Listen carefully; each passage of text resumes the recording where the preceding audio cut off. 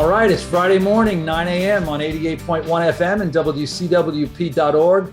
This is Chamber Chatter, a monthly roundtable discussion with today's Long Island business leaders, which has been generously underwritten by MapTune's Long Island Chamber Maps.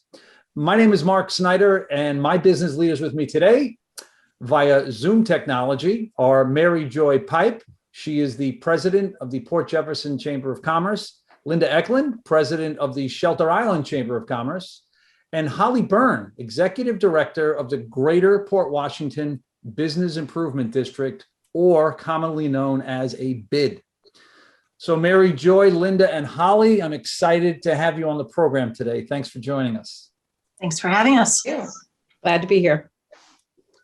The group I have assembled today, it's an exciting lineup of Long Island business leaders. And now for starters, several times a year, my wife and I love to get away from our home in Massapequa and head to Shelter Island. So after numerous attempts, Linda Eklund, I am thrilled to have you joining us. Thank you very much. Pleasure to be here. I might also add that you are the owner of the Ram's Head Inn, which I was not aware of until recently, but that is our go-to spot on Shelter Island. We love it there. And so there's a shameless plug for the Ram's Head Inn. Additionally, two of our most, alluring downtowns on Long Island are with us today, Port Washington and Port Jefferson. And I have both of you here with me today to prove that you are indeed two very distinct communities, and also to apologize to you both because I have at times in my life told people to take the ferry to Bridgeport, Connecticut out of Port Washington, wrong, and to catch the train to Citi Field to see my beloved Mets play out of the Port Jefferson train station. Very wrong.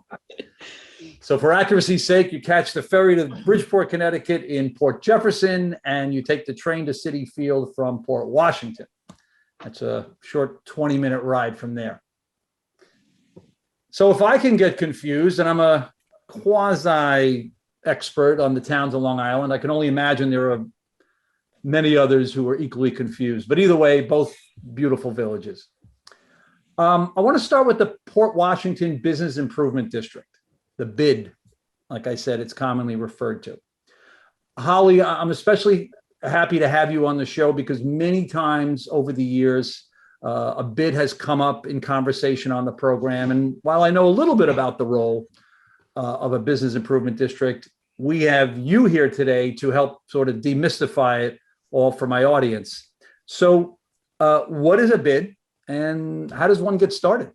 All right. Well, thank you again for inviting me to join this group. I will preface all of my statements to say that I joined our BID only a year ago, right before the world went topsy-turvy. So my long history I don't have, but my understanding has, in a very short amount of time, got a full understanding of what a BID can do.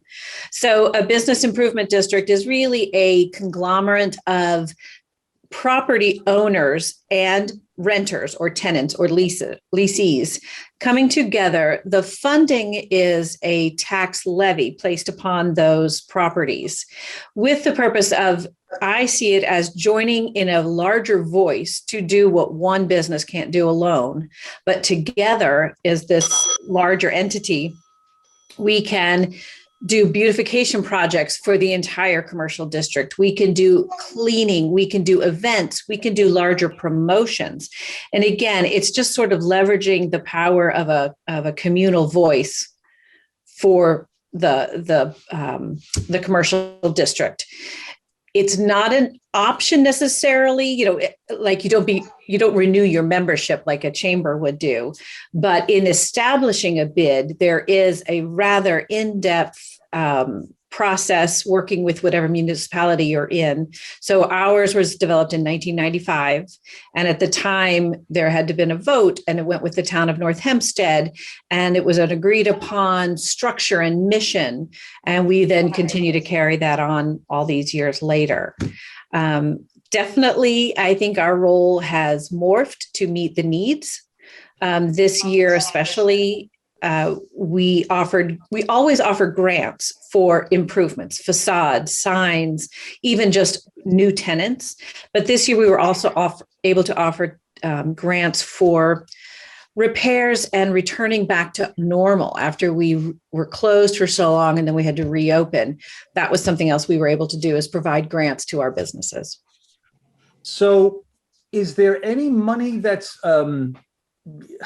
there any money coming from the state on this? Is there any dollar match? No. All this money is generated by the tax that's levied against the local businesses? Well, let's just say, and from what I'm understanding as I go through this, other bids, they're structured the same way, but they may find revenue in other sources. And for the record, there are many other bids on Long Island.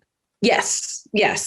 So we do, I have applied for and received grants from other corporations to help fund programs.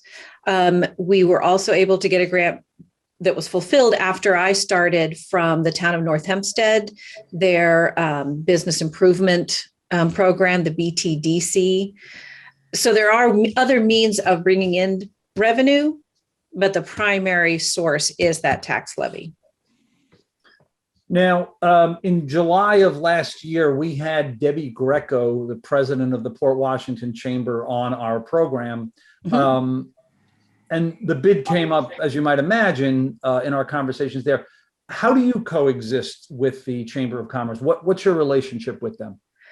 Well, again, it was the original founding principals were also members of the chamber. So again, in 95, they were already involved and very aware of how that organization worked.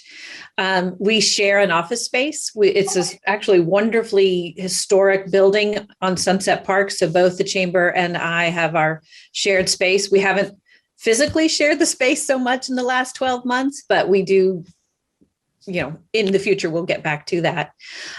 We have been working and collaborating on several projects. We brought an outdoor dining and shopping event last year, and the chamber and the bid pretty much hand in hand promoted that, created it. We'll be bringing it back starting May 6th this year as well. We are also collaborating on an app that will be launched within the next couple of months. While it will fall under the chamber's umbrella, the bid is supporting it both in technology, in promotion, and then just, my hours of involvement in design. And it will be basically everything Port Washington in your hand, in your phone, be able to search, get dates, events, specials, groups, all within one app. And is Port Washington an incorporated village? Well, the bid itself actually rolls through the unincorporated portion of the town of North Hempstead. So our main drag, Main Street and Port Washington Boulevard. We also run through 3 villages: the village of Baxter Estates, the village of Port North, and the village of Manor Haven. So it is a little bit of a wonky existence. I love that word. Yeah, well, we're working on it. But, for your regular person who just wants to shop, they don't say, "Oh, I've crossed the border. Now I'm in the unincorporated part." They're just shopping in Port Washington. So I think that's what we're trying to do, is give them that umbrella exposure. But underneath, we're working the towns and the municipalities and all of the parts and pieces. Good. We're going to come back to you a little bit later to talk some more. Linda, again, it's my pleasure to have you on the show. There are many, many people who have visited beautiful Shelter Island. However, I have run into many, many people who have never been to Shelter Island. Tell us about your special place there. Well, it is very interesting that there still are people who have never heard of Shelter Island, which is kind of wild. I watch Channel 12, and every so often they have the ferry boat to Shelter Island. So you'd think that everyone would know about it. Oh, Shelter Island is, I've been here. My family's been here since the 20s. I moved out here in 1973, never left. It is a touch of New England right off the end of Long Island. It is as quiet a space as you want it to be, but if you want to, it can be busy. There are things going on right on the island. You've got mass transit that comes to the island, and conversely, can take you other places very, very easily. It's just a wonderful touch of, I think, the way the world has been in the past, where neighbors get to their fences not to keep each other away, but to stand there and talk.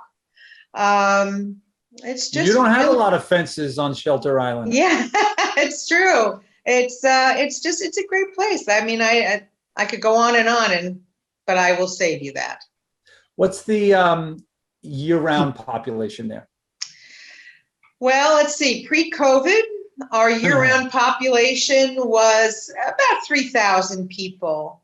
I'm not 100% sure of what happened, other than it truly exploded as of last March, a year ago, March. But I've been here, as I said, for a long time, and one of the lovely side events of that pandemic was that where people would be either driving to go from one place to another, everybody was out walking, and you would see families walking and couples walking, and it was a very relaxed kind of feel. It was very interesting, for sure. I did see that this past summer. What does the population swell to in the summertime? So if you have maybe 3,500, right, year round, what do you think it swells to in the summertime? Right. Historically, it has gone to about 10,000 people. And that's not counting the transients. There's more in transients, but there are a lot of summer homes here that get filled up in the summer. Mm-hmm.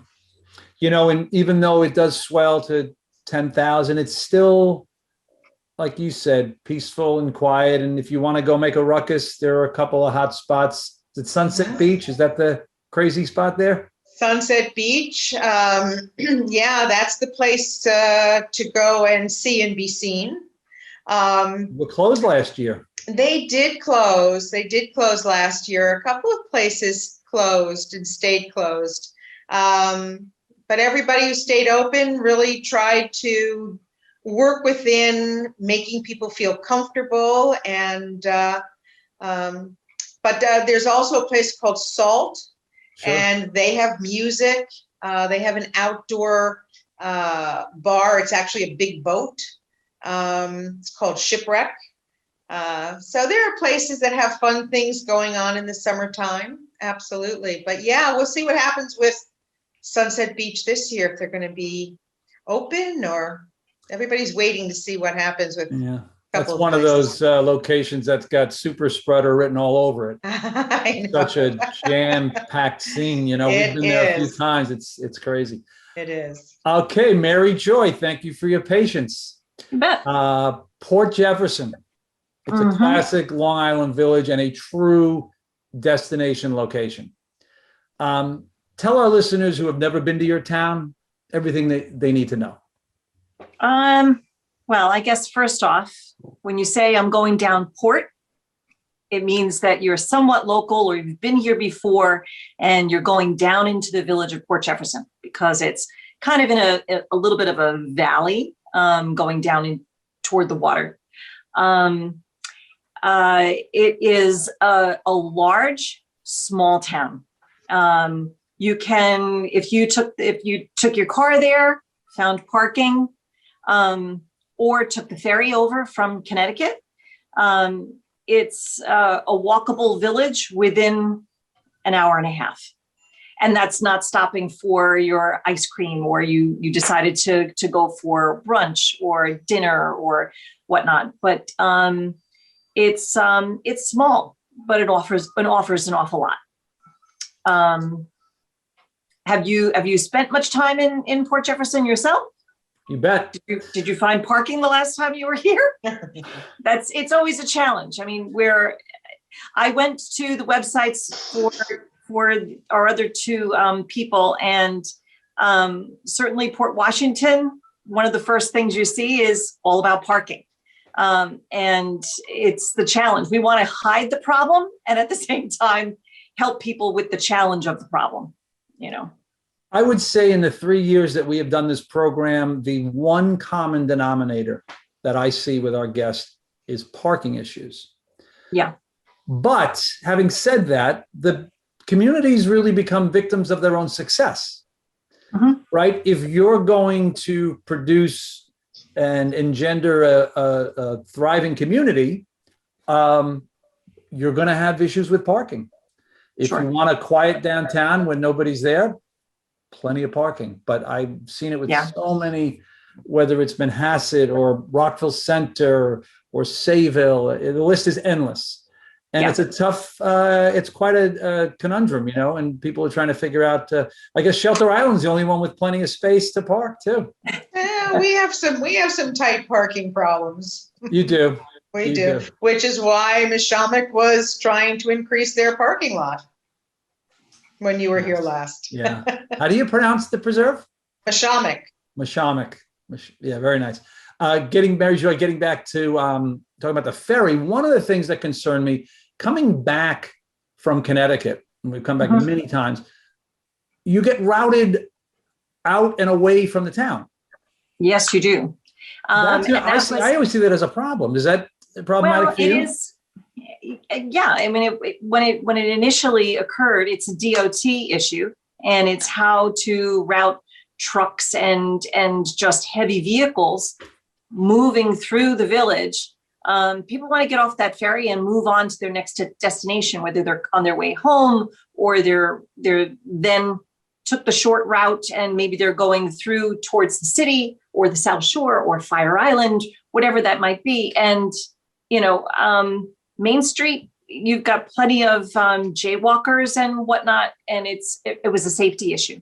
So rerouting, people have to have an intent to, hey, I'm going to circle back around and park and do something in the village. So, I mean, we do provide, you know, maps and guides and whatnot on the ferry to hopefully get people to experience the village rather than leaving immediately.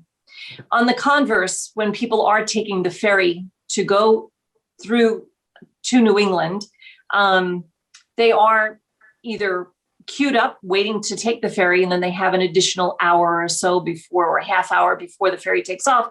They do go and explore the village, hop into a shop or two, grab a sandwich to go or whatever that might be. And so we get them on before they go side. So good. So if you can't get them coming, you'll get them going. We hope to. We hope to.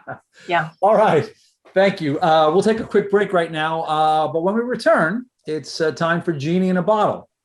And that's where we find out the 3 wishes our guests have for their business organization. This is 88.1 FM and WCWP.org, and you're listening to Chamber Chatter. So I get this call from my grandma, and she's like, "What's a podcast and how much does it cost?" So I tell her, podcasts are like radio shows, but you can download them on any device and listen to them anywhere at any time, and they're free. And then she says, "I see, but where can you find good ones?" And I'm like, go to WCWP.org/podcast and check out the lineup of original shows, or download any podcast app on your phone or tablet and search for LIU Studios. And she's all like, "Oh, that sounds easy." And then she asked me what an app is. LIU Studios podcasts, available on any podcast app. You know, those little button things on your phone screen. Just ask your grandkids. This is Chamber Chatter on 88.1 FM and WCWP.org. My name is Mark Snider. Chamber Chatter is a monthly roundtable discussion with today's Long Island business leaders. It's been underwritten by MapTunes, Long Island Chamber Maps, and by the MapTunes Shoppers Discount app, with over 2,500 discounts island-wide. Download the MapTunes app. That's MapTunes, MapToons, or you can simply visit shoppersdiscountcard.com.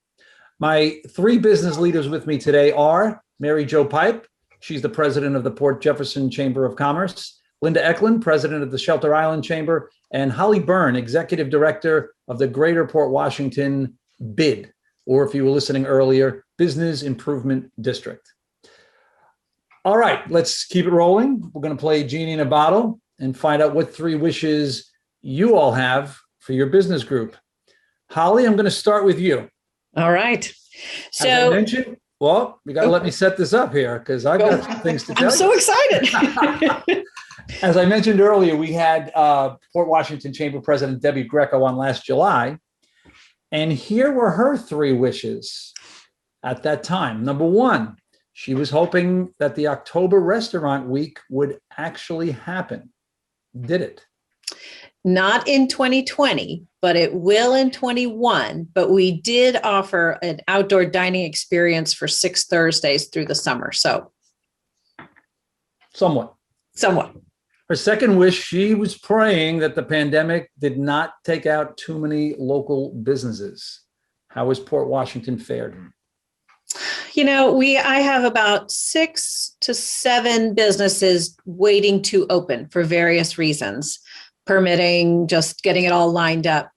Maybe 1 or 2 kind of went into hibernation, but just reopened a couple of weeks ago. And a couple did close, but I know of that, at least 1, it wasn't a pandemic related. They had to leave they moved. So I'm going to say net, we're all right. Okay. And her third wish, she really wanted the residents to embrace the concept of shopping local and supporting the Port Washington businesses. She mentioned 2 campaigns, Shop Port and Port Strong. Have the residents stepped up this past year? I would say absolutely. And I am absolutely guilty of it, but we are all sort of short-term memory people. I think it was very high when things were very critical, but as we roll into a level of comfort and we're back to normal, I think it's going to be a good time to remind people, don't forget, we still need, it is a constant monthly, daily reinvigoration of our downtowns. It's not just a one and done piece. But we have had other campaigns in addition. We had a nonprofit group come together to raise money, who then used that money and purchased, I believe it was almost $40,000 worth of gift certificates directly from all of the restaurants and food entities in town to give those gift certificates to families in need within our town. So it really took the dollars right through the businesses, giving them, cash flow immediately. And now it will sustain families through our food shelters. Wonderful. All right. So now how about your 3 wishes for the Port Washington bid? I'm guessing they differ from what Debbie had hoped for? Yes and no. I think, again, we're a couple months down the road. So I'm looking bigger future maybe. And this is a big wish. How big is my genie to work with? But 6'9". I'm looking at your background and you see all the flags, which we have something very similar, but we have so many telephone utility poles and wires that I find distracts from the beauty of our main street.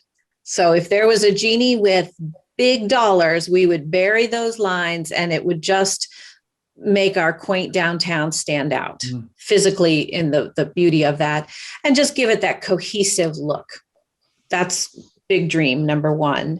I like that. I'd love to bring more events. I particularly like festivals and fairs. I would love to see a wintertime nightlight, lighting design event happening, antique car show, different reasons to bring different types of people to town to explore and enjoy, and then also support our businesses. Wish number 3 is, again, I'm wishing big here, but that all of our storefronts are open and filled, but with a diversity of offerings. For something for our teenagers, something for younger people to engage and be a part of the community, as well as more for the seniors and for a variety of income and price points. Okay, those are great wishes. We're going to check back on you next year. Give me more than a year. That's right. Linda, I want to paint a picture for you. Okay. Let's say you're kayaking in Cockles Harbor, which is just across the water from your Ram's Head Inn, correct? Correct. And a bottle comes floating by. You snatch it out of the water without toppling the kayak, of course. You open it up and a genie pops out, granting you 3 wishes for the Shelter Island Chamber. Talk to me. For the Shelter Island Chamber, I guess the big one would be that this pandemic was completely over and that everyone felt comfortable to be near one another, to enter the stores, to go into the restaurants. I think that would be the big one. People are still certainly understandably apprehensive. I know I just spoke with someone today. Our restaurants are still not sure what they can do, can't do, what things, I mean, they know what they can and can't do, but what's coming down the pike. Events you can do, but the restrictions on them are extremely onerous. So I think that would be my first wish, is that the pandemic, for everyone's sake, was done and we could get back to doing what we have always enjoyed being able to do. The second one, kind of tapping off of something that was mentioned earlier, is that the awareness that there is a place called Shelter Island, that it does exist. When I look at maps, promotional maps, we have the beautiful North Fork and all of its towns and all of the vineyards, which is wonderful. And we have the South Fork. And then there's this blob right in between those two forks that sometimes will say Shelter Island on it and sometimes says nothing.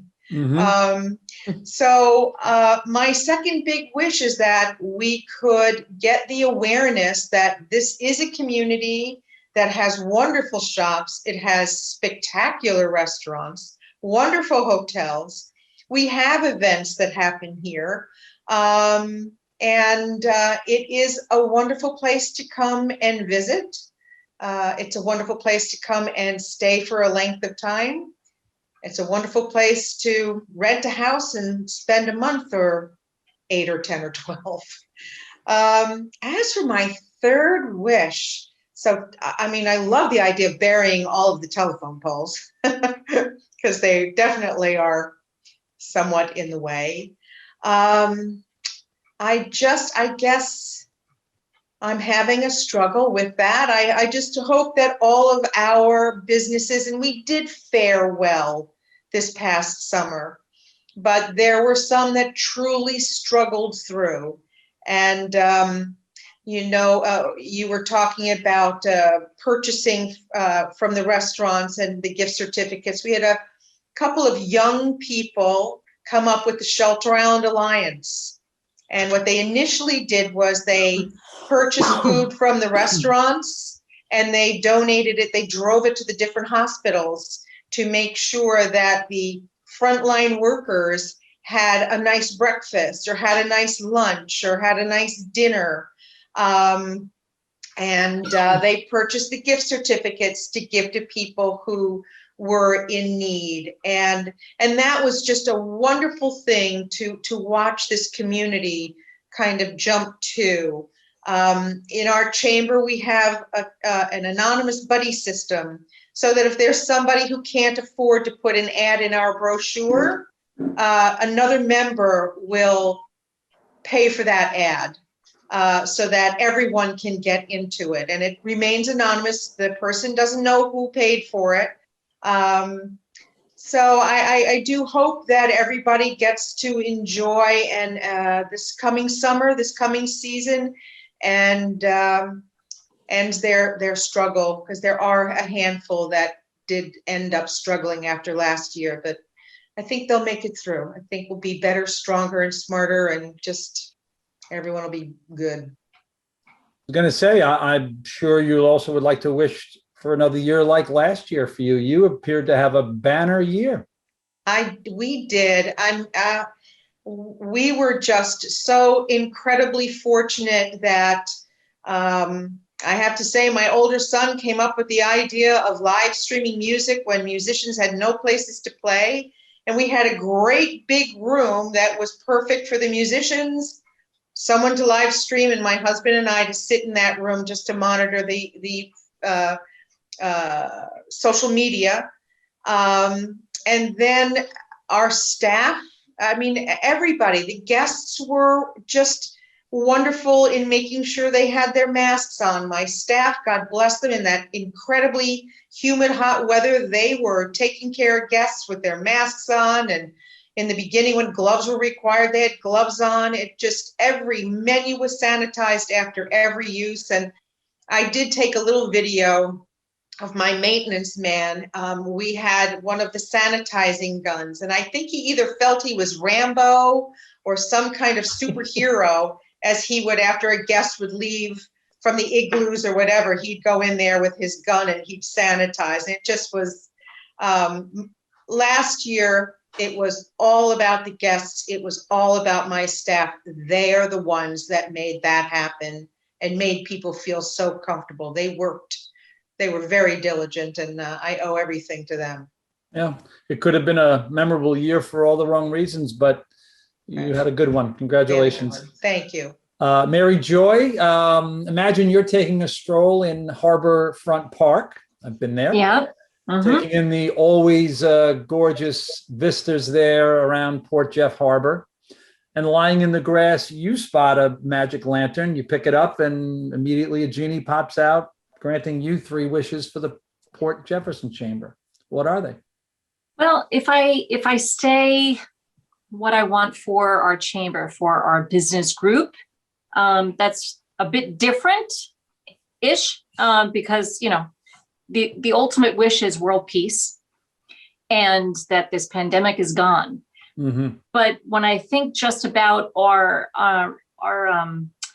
chamber and what the chamber's fundamental needs are, it's about membership, retaining, providing for our membership, all the things that we that are important to that member, and growing it.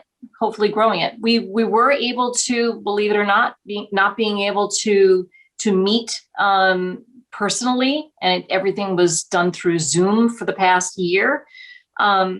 We've gained new membership, which honestly, every couple of weeks, I'm like, what? We got another new member? How is that even possible? I mean, membership grows through word of mouth and through contact and exchange of information and ideas. And doing that through Zoom, which was such an unusual thing a year ago, is just so commonplace now. Well, if I can just chime in, I think businesses really were lost last year and were looking for help, because I've heard that from other chambers saying we actually grew our membership, but people didn't know what to do. So in the past, where they hadn't thought to reach out to the chamber, this time around they're saying, you know what, I'm going to join. I got to do something.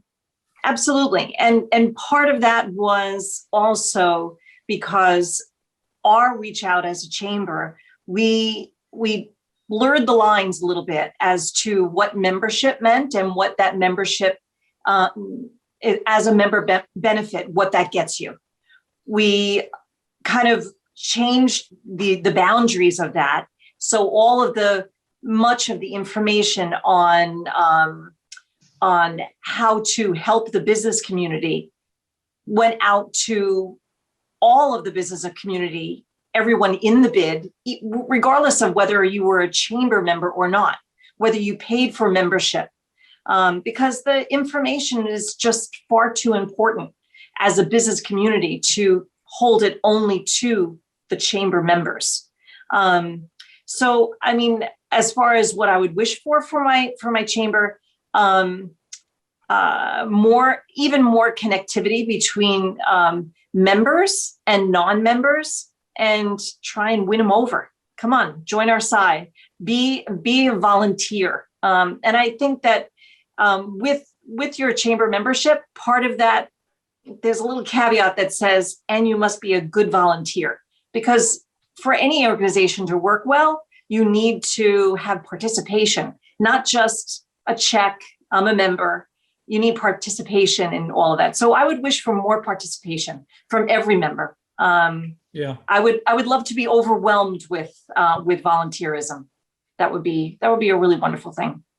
And of course, I want a parking garage or some place to put cars. So, yeah, that would do it for me. Okay. Now, you mentioned a bid. Does Port Jefferson have a bid too? Absolutely. The Business Improvement District in Port Jefferson, it's a line Oh. item in the budget for the Village of Port Jefferson, which is incorporated. I truthfully don't know how long the bid has been a line item in their budget, but it's certainly been at least for the past 30 years. I know, but we work not as tightly as Holly does, working in the same business space as their chamber. But we try to do co-advertising. We bounce things off one another. Not all of the bid district certainly is also chamber members, but certainly anyone that's in the boundaries of the Village of Port Jefferson is part of the bid. So just by physicality, but our bid in our village has been able to do things because they have a budget, a nice size budget to do so. Whereas the chamber relies on certainly what our membership can bring. I'm glad you mentioned that. I would have missed that. So good to know. All right, we're not done yet. We've got a very popular segment coming up next. It's called Ask a Leader. That's where I let go of the mic and I stop asking the questions and I let each of our guests ask questions. It's Chamber Chatter, and this is 88.1 FM and WCWP.org. Take WCWP with you wherever you go with the WCWP app. Listen live 24/7 to all of our streams, all from one app. Plus, call the studios directly from the app and visit our social media. Download the app through the iOS App Store on Apple devices or the Google Play Store on Android by searching WCWP Radio, or visit WCWP.org for links. The WCWP app, available now on iOS and Android devices. This is Chamber Chatter on 88.1 FM and WCWP.org. I'm Mark Snider. Chamber Chatter is a monthly roundtable discussion with today's Long Island business leaders. It's been underwritten by MapTunes, Long Island Chamber Maps. Let me reintroduce my three guests with me today. We have Mary Joy Pipe, president of the Port Jefferson Chamber of Commerce, Linda Eklund, president of the Shelter Island Chamber of Commerce, and Holly Byrne, she's the executive director of the Greater Port Washington Business Improvement District. Okay, it's time to play Ask a Leader. And like I said, it's where I turn over the microphone and I let our guests ask the questions. So Mary Joy, I'll start with you. What would you like to ask the other two guests here with us today? Well, I had done a little bit of sleuthing on both of your sites, and I was reading up. And They call it creeping, by the way. Yes. Holly, I saw that you were part of Winterfest this past year. Can you educate me a little bit on that? Because we were also approached, we looked into it a little bit, and we met with Diane Tucci. And I don't see any negatives about it, and wonderful exposure. So how did it go for you? And what was your outlay? Was it, you don't say specific numbers, but is it doable as a chamber to be involved? And we likely would involve our bid as well to be. Yeah. And I think somebody did, and I'm drawing a blank on his name. So again, I worked with Diane Tucci, the organizer, and it was originally founded on the North Fork as a combination of music and wineries. And then in another one of these chamber bid Zoom calls, early maybe December, Diane mentioned she wanted to expand it across Long Island. And I put my hand right up and said, count us in. We'll be the Western branch. The challenge this year was because the concept is founded in live music in a venue setting, we couldn't do it. But we were able to feature some of our outdoor walks, historical locations.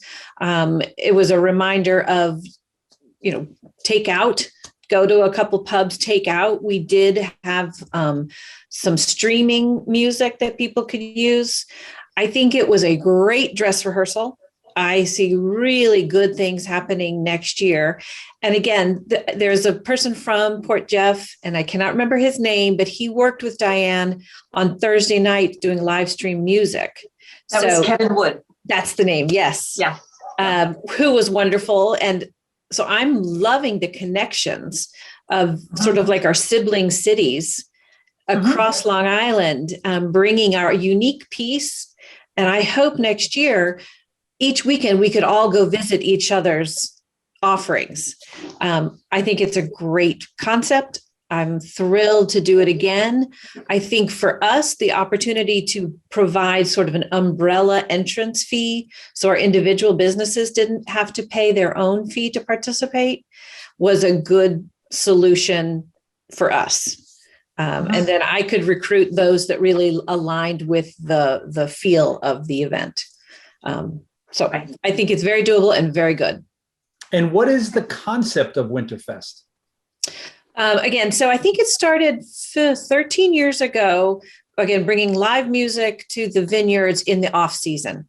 Was it called Wine on the Vine at Yes. that time? Yes. Okay. Yes. So then it morphed. And I know as individually, myself and my daughter and her friends, we did a couple weekends of Winterfest a couple years ago and had a great time just bopping from winery to distillery to cidery, enjoying the live music in the wintertime. It was awesome.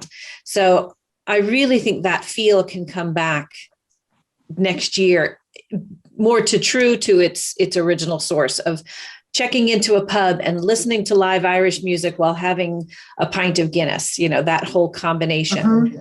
Yeah. And then sharing that with our neighbors in Connecticut and in the city, making it an overnight weekend event as well. Yeah. Linda, have you been approached about this? No, we have not, about Winterfest. I mean, we have certainly looked at it, but having people come across the ferry, it just, because it is so focused, or has been so focused on the vineyards, the breweries and so on.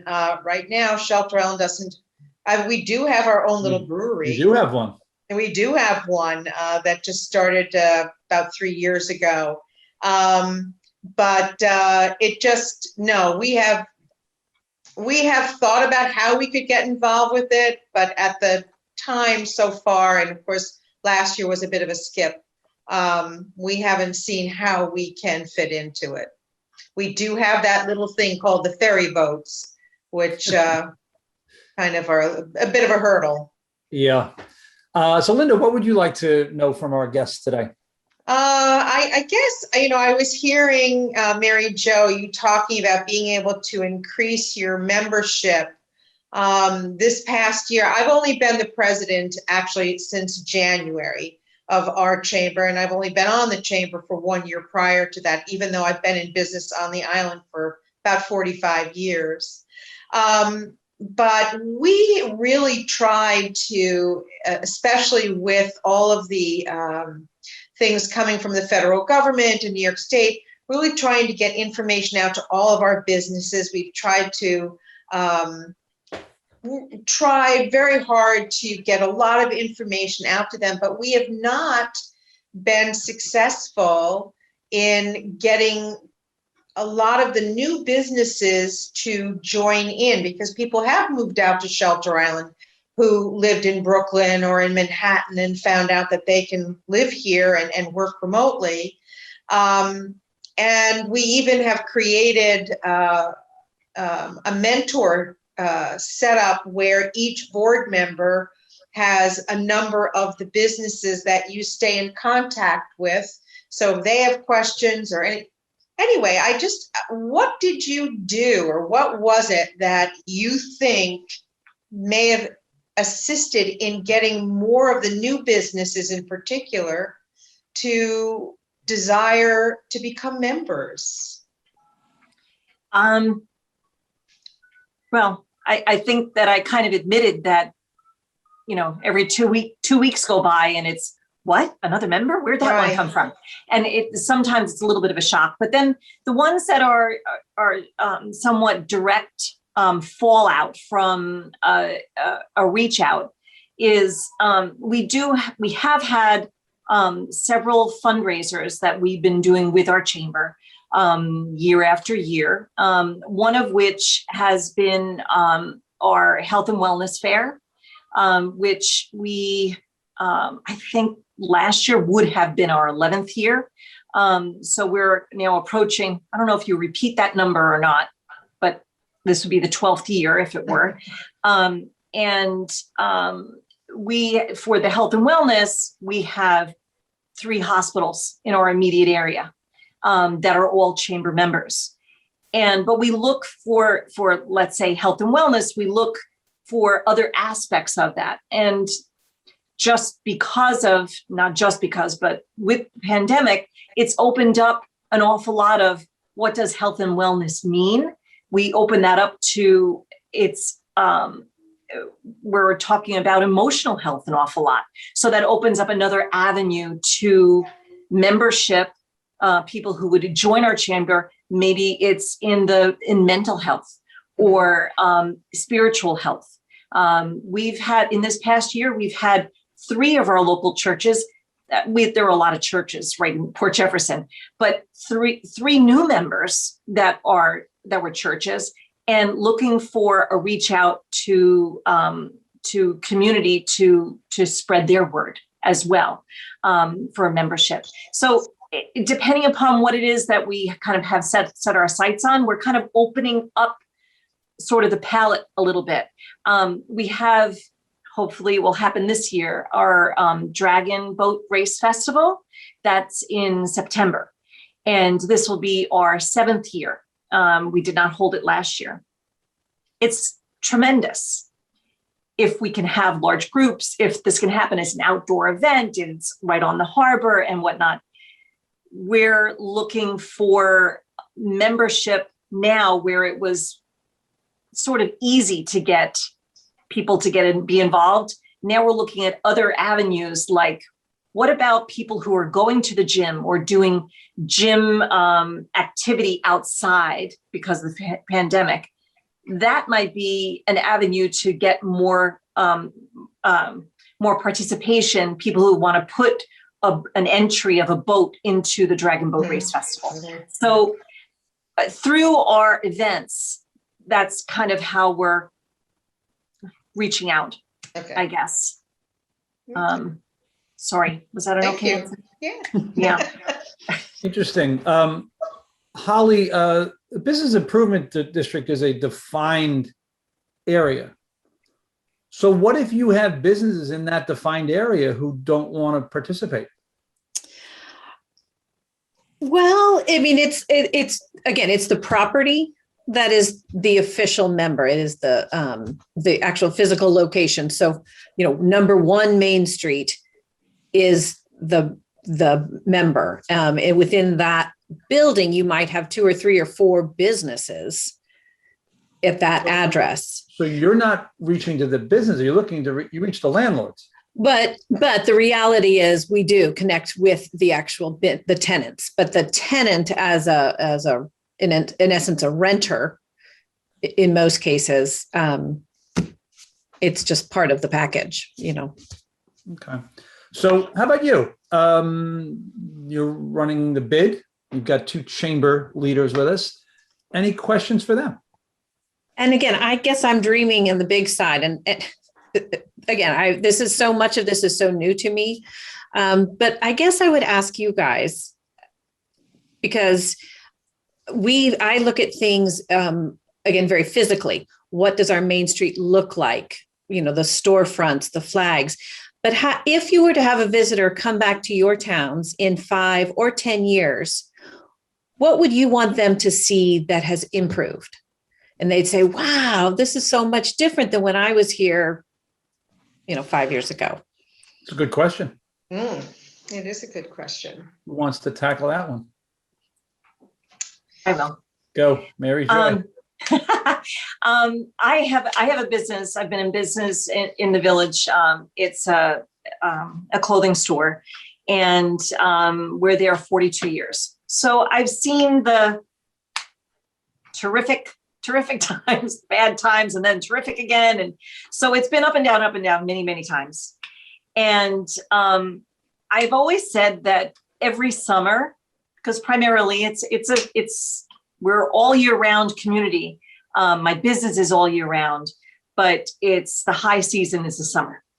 And so I kind of say that every summer has its own signature, and the type of people that are walking through our village and the flavor of it. What I would like to see improving, and every year I always, and it changes every year. I want more families, less independent kids on bikes and skateboards. And I want, as you were saying, I think I'd like to have something available for the younger set to do instead of carousing on Main Street. That's what I would love to see an evolution of, where kids have places to go and things to do for them. I would just like improvement there.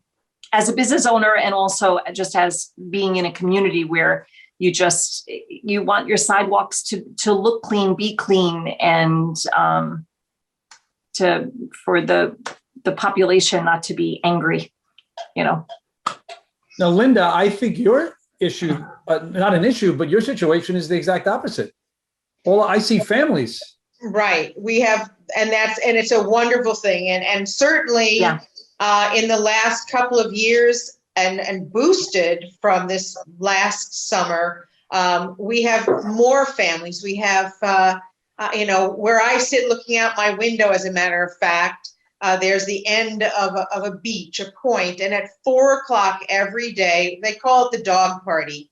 But families gather with their dogs and they all just kind of run around, and it's just such a wonderful sound of the kids, the dogs, the people. It's wonderful. But there is something, Shelter Island has a handful, if even that, of people who own business property on Shelter Island who have allowed those buildings to remain empty for years.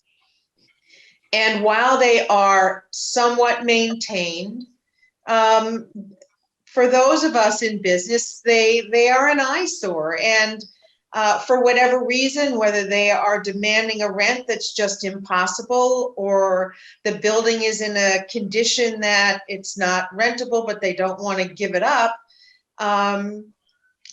we have these buildings that could be there for someone if they wanted to have a business, but can't, and are just there. I think that if, in fact, we could have, our business district isn't a district. We have a little area called the Heights that has shops and restaurants and so on. Then we have the main town itself that has shops. It has also where the school is, the library is, things like that. So we have kind of businesses all over the place. We've got beaches that have businesses in front of them. If we could just have it where all of the business space was being utilized, I think that would make the business on Shelter, it would make Shelter Island look that much better for people coming and wanting to enjoy going and buying something or walking around. You don't want to walk around and walk past a dilapidated storefront. So I think the town is working on that, but that would be something that would definitely be an improvement, something we need. So let me share something you might find interesting. My wife and I go out there, I don't know, 5 or 6 times a year. I've never noticed one of those buildings. Really? Oh, for all of us in business? They're eyesores. Oh, no, right. I've never, ever. I can't even think. How do you like that? We always remark how every building's filled, and it's very funny. All right. Now that was a wonderful program. Special thanks to my three guests who joined me today. Mary Joy Pipe. She is the wonderful president of the Port Jefferson Chamber of Commerce. Linda Eklund, great to have you, president of the Shelter Island Chamber of Commerce. And Holly, I really appreciate you joining us. You're the executive director of the Port Washington Business Improvement District. You've been listening to Chamber Chatter on 88.1 FM and WCWP.org. Chamber Chatter is also available as a podcast. You can visit WCWP.org/Chamber Chatter, and also on YouTube, search WCWP Studios. Chamber Chatter has been underwritten by MapTunes, Long Island Chamber Maps. Special thanks to my longtime friend, Dan Cox. He is the director of broadcasting here at WCWP. He's also been my producer throughout the pandemic. So special acknowledgement to him for making this educational and informative program possible. My name is Mark Snider. Remember to always keep your local businesses in mind when making purchases or utilizing services. Yes, it's that important. Up next, another wonderful program. It's called Project Independence and You. Have a nice weekend.